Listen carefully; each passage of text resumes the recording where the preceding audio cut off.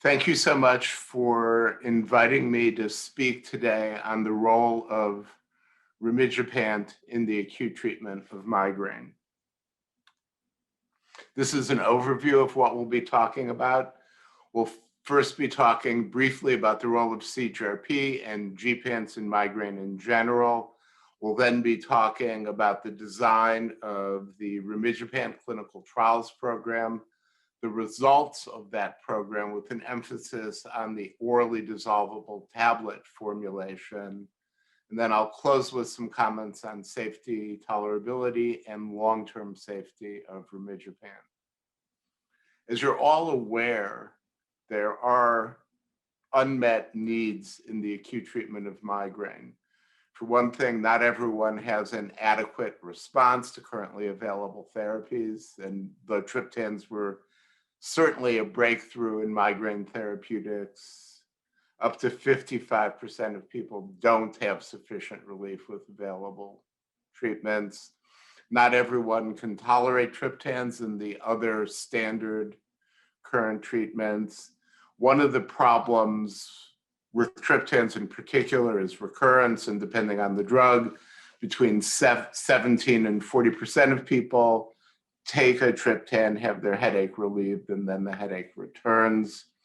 You're all aware that triptans contain within label cardiovascular contraindications, and then finally, triptans can cause medication overuse headache, as can other acute treatments. When we look at the evidence linking CGRP to migraine, let's begin with a brief review of CGRP. So we know that CGRP is a neuropeptide released by the trigeminal nerve during migraine attacks. We know that selective binding of the CGRP receptor by antagonists, including gepants and certain monoclonal antibodies, can take place without causing the vasoconstrictive effects of triptans. And we believe that CGRP mechanisms are not associated with the medication overuse potential that we see with many other acute treatments. If we look at the basic anatomy, you can see that CGRP is released at both ends of the trigeminal nerve, which is a pseudobipolar nerve, and that CGRP is released during migraine attacks. And we know that, or believe at least, that the CGRP mechanism of action, again, is not associated with risk of medication overuse. There are abundant reasons, some of which we've talked about already, for thinking that CGRP plays a crucial role in migraine. It's located in the regions appropriate to our understanding of migraine pathophysiology. We know, and we've known for a long time from Goadsby and Edmondson's work, that CGRP levels rise in plasma during migraine attacks. We know that CGRP levels fall after a triptan is administered as headaches are relieved. We know that CGRP can trigger a migraine attack, and finally, the benefits of specific CGRP targeted therapies provides another line of evidence indicating that this is an important mechanism in migraine. Why develop CGRP small molecule receptor antagonists in a world where we already have monoclonal antibodies? Well, for one thing, the monoclonal antibodies are largely used as preventive treatments, and the CGRP small molecule receptor blockers at the moment are largely used as acute treatments. It is the case that intravenous administration of monoclonal antibodies have a preventive effect. It's also the case that chronic administration of gepants have benefits on the prevention side.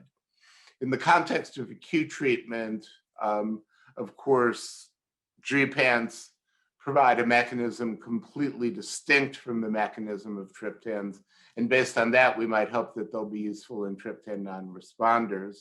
The lack of vasoconstriction and the lack of labeling that restricts use in people who've had cardiovascular events or procedures, or people at high risk for cardiovascular events, means that GPANs can be used in people who have the cardiovascular contraindications of triptans. The long half-life of rimidropant in particular may translate into a long duration of action, and there is at least a theoretical belief that receptor antagonism is less likely to cause medication overuse than the receptor agonists that we usually use. So sort of the bottom line is GPANs provide novel treatment strategies.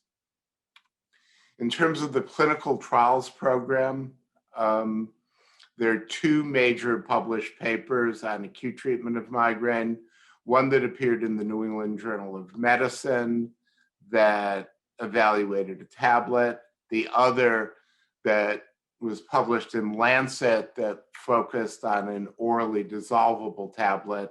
There's actually a third tablet study which is soon to be published in full form, which is very similar in result to the New England Journal paper. So across these phase 3 studies and the one-year safety program, over 3,000 patients were treated with rimidropant, and over 113,000 rimidropant doses were delivered in the context of the phase 3 program. And of course, now that it's a marketed drug in the US, far more people have treated with it. So this is the design of the study. It's a phase 3 clinical, the study, the ODT study, the Lancet publication that I'm going to be focusing on, because it's the ODT formulation that is currently marketed in the US and other places. So the study is a phase 3 clinical trial of rimidropant ODT. Patients with stable cardiovascular disease and cardiovascular risk factors were permitted to participate in the study. Patients were given one dose to take during an attack while pain was moderate or severe in intensity. They recorded the results of treatment, the study's two co-primary endpoints as recommended by FDA guidance were pain freedom at 2 hours and freedom from the most bothersome symptom. And then following the treated attack, there was an end of study visit. The inclusion and exclusion criteria were quite typical. I'll point out that in this ODT study, people had to have ICHD migraine for a year. They had to have 2 to 8 moderate or severe migraine attacks per month over the last 3 months prior to the study. The attacks had to be of typical duration. Chronic migraine was excluded from this study, and although patients on preventive meds were allowed to enroll, they had to be on stable doses for at least 3 months.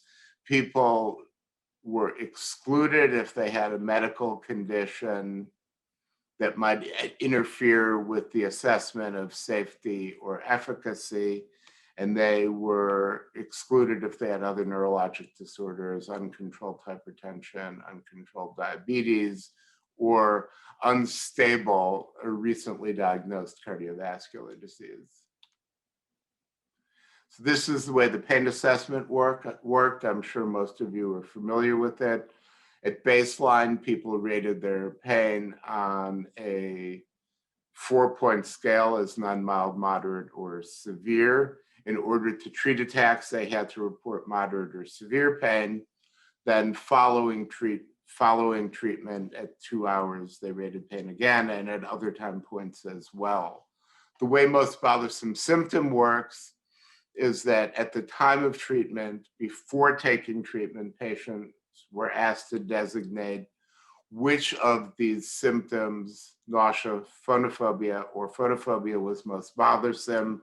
That became the per protocol co-primary endpoint, and then they told us what their symptom status was afterwards. Of course, pain relief is the transition from moderate or severe pain to no pain or mild pain.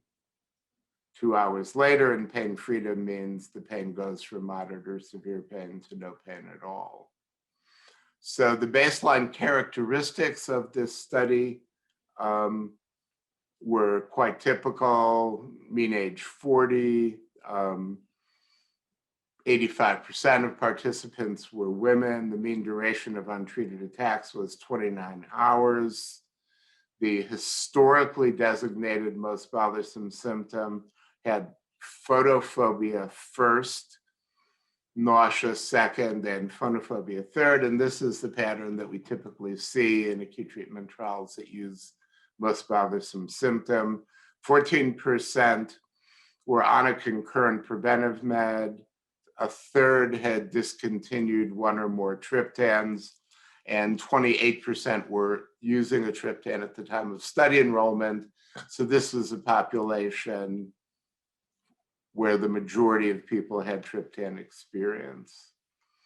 Focusing on the results, overall, the study was successful in terms of both of its co-primary endpoints.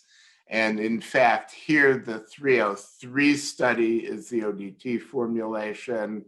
And what we see is at 2 hours post-treatment, 21% of rimegepant-treated patients and 10.9% of placebo-treated patients achieved pain freedom. A little more than a third of patients achieved pain freedom with active drug in this study, and about a quarter of patients achieved pain freedom in the placebo group. And then you can see, looking at the 301 and 302 studies, which were the 2 tablet studies, that results were quite similar. This graphically displays the results of the ODT study. I'll point out, as the slide highlights, that in this study, people were only allowed 1 dose of active drug, though they were allowed to rescue at 2 hours. These data represent results prior to rescue medication. A secondary endpoint in the study was pain relief, and here we see that rimegepant-treated patients achieved pain relief in 59% of cases compared to 43% of cases for placebo-treated patients. Now, looking across the time span, we see the 90-minute data, which was statistically significant for pain freedom. And we see that the proportion of people who achieved pain freedom increased across the observation period following treatment, hitting nearly 50% at 6 hours and 56% at 8 hours. And we see that statistically significant differences were maintained. And I'll point out that this is an analysis where, if you took rescue medication, those results aren't included in the post 2 hour time points. And so we see that the development of treatment effects continues to emerge past the 2 hour primary endpoint time. Now we're looking at the pain relief data. Pain relief, from my perspective, is a very important endpoint, because when people achieve pain relief, they often make the transition from having disability to not being disabled. And on pain relief, there's statistically significant, numerically significant separation at 15 minutes and statistically significant separation at all time points thereafter. 3/4 of patients achieved pain relief by 6 hours and 77% at 24 hours. And the pain relief benefits were sustained out to 48 hours, which is not surprising given the 11-hour half-life of the drug. So now we're looking at return to normal function, and you see that people experience return to normal function at a higher rate than they experience pain freedom.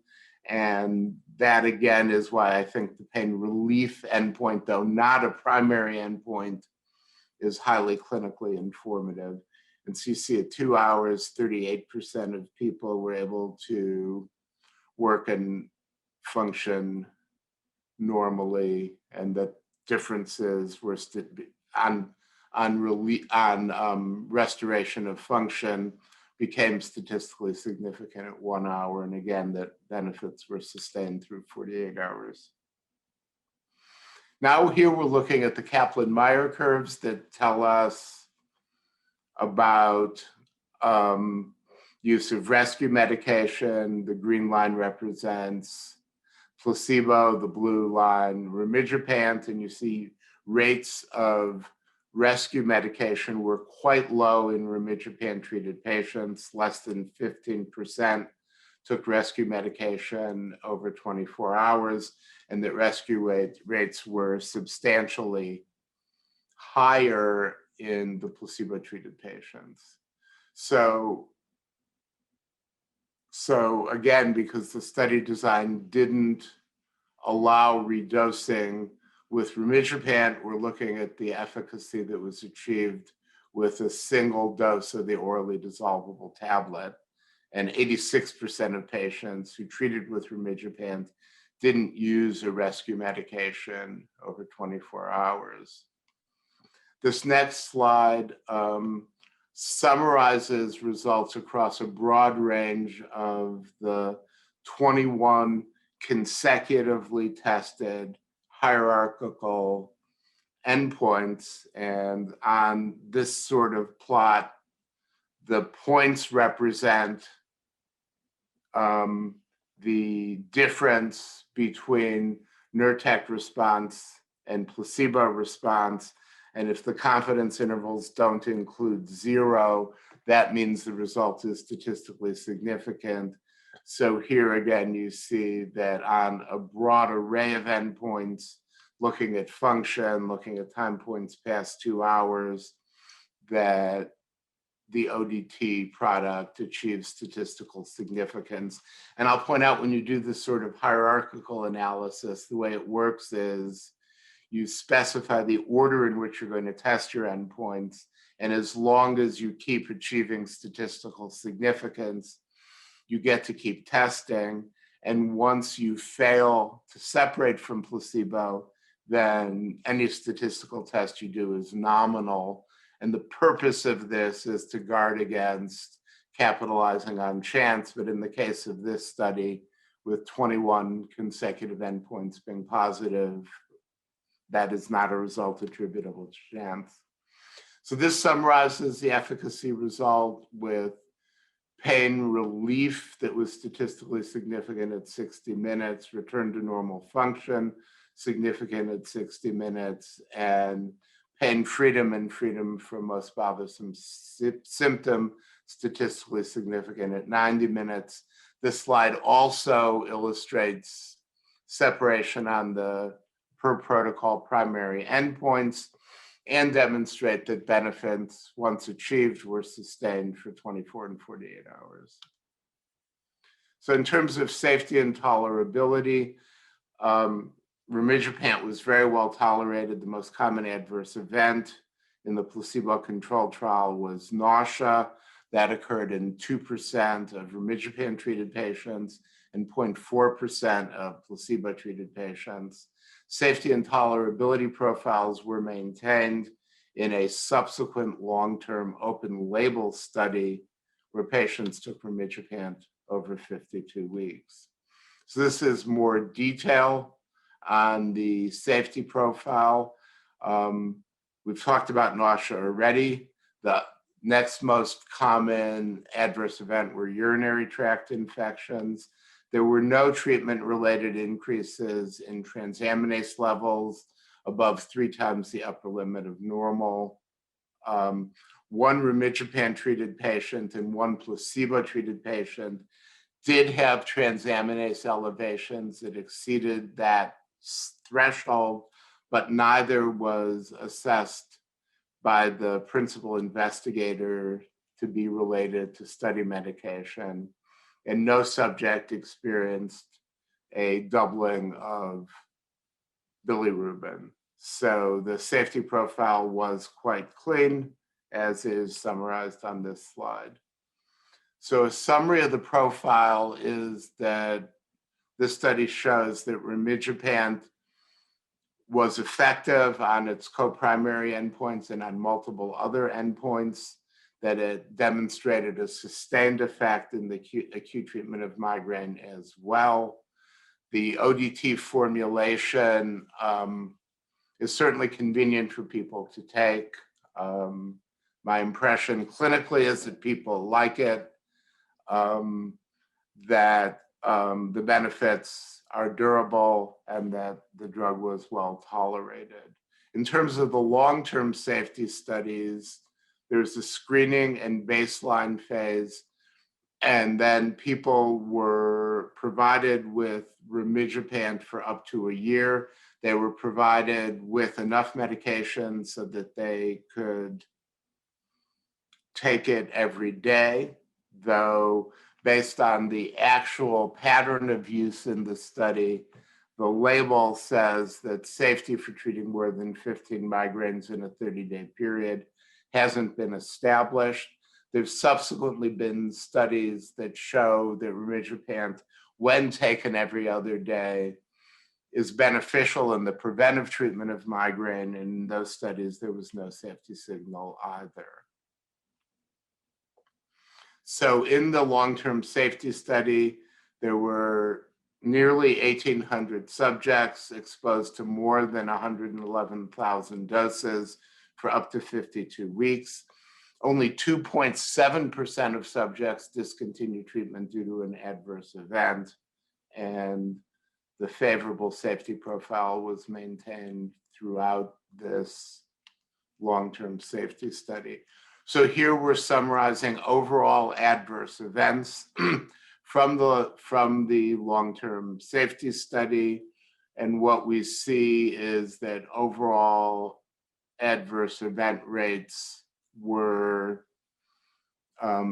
occurred in 60% of people, but adverse events leading to discontinuation occurred in less than 3% of people. And then when we look at the adverse event rates that occurred in more than 2% of people, they include UTIs, nasopharyngitis. We see nausea again, 3/4 of the way down the slide.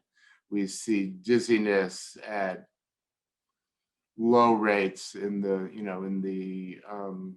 1 to 2% range. So rimegepant certainly offers the convenience of a 75 milligram single dose for adults. It is the only CGRP receptor antagonist available in a rapidly disintegrating formulation, although ubrogepant is available in the US at least as an orally swallowed tablet. An advantage of the ODT formulation is people can take it without water. My belief is that these drugs work better if you take them early in the attack while pain is still mild, and not needing a glass of water may make it easy to take while driving in a car, while in a meeting, or whatever. The studies did include people taking preventive medication, and there was no evidence for greater AEs when taken with preventive medication versus without. It can be administered with oral contraceptives and antidepressants, and there is no contraindication for people with stable cardiovascular disease or cardiovascular risk factors. So rimegepant does provide an opportunity to address some of those unmet needs that we began with. The product, because of its ODT formulation, dissolves quickly and can start working relatively quickly. The long half-life of 11 hours may account for the benefits that I showed you at 24 and 48 hours, and it's relatively simple to use. And, having been able to use rimegepant in practice, I do find that it is an important option for patients with migraine. And with that, I would like to wish you a very enjoyable meeting, and thank you for your attention.